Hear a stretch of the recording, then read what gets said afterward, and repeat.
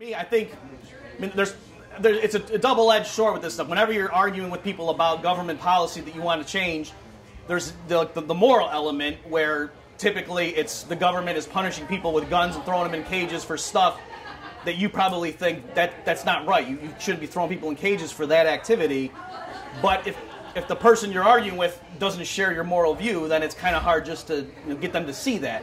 And so then you appeal to sort of a utilitarian or a pragmatic argument. So I think both are important in the overall strategy in changing public opinion, but as you're going to see here, I'm going to just focus on the pragmatic elements to get people to see.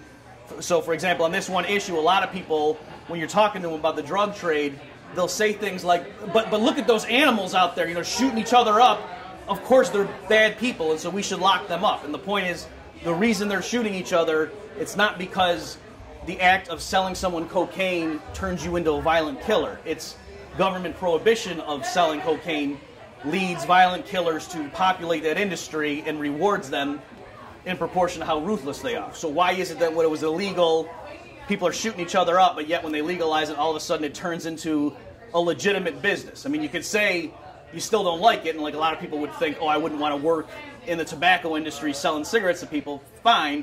But they don't shoot each other over it. So why is it? What is it about prohibition? So like I say, economists, this is obvious to them. They can answer this quite easily. So the logic of it is, just to boil it down quickly for you guys, is that when the government comes in and levies a huge penalty on somebody caught, especially distributing it, and that's typically how it works, that you're getting much more trouble for dealing it than if you caught with an amount for your own consumption. What happens? Well, as you know, it doesn't mean the number of dealers goes to zero, right? And that's right there, I think, a crucial thing to get people to see is just because the government passes a law against something, don't evaluate the efficacy of that law as saying, would I want to live in a world without drugs or without cocaine or with cocaine, and that's the issue. No, it's not the issue. The government doesn't have the power to get rid of cocaine.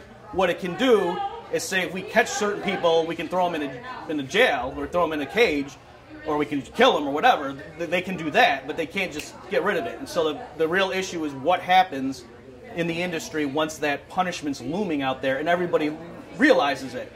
So as I say, it's not the people stop dealing. What happens is people who have better options, normal people, stop doing that and they go do something else. And now, because again, I don't want to horrify you and use supply and demand curves, but the supply curve shifts way to the left. I've seen in the cocaine industry some estimates that it's 1,000 times more expensive than it would be if governments didn't penalize it, right? Because it's a lot of these drugs, especially, they're natural things. It shouldn't cost that much money to take something natural and put it on a truck and drive it a few hundred miles and give it to somebody, right? That shouldn't cost you so much money that you have to rob people.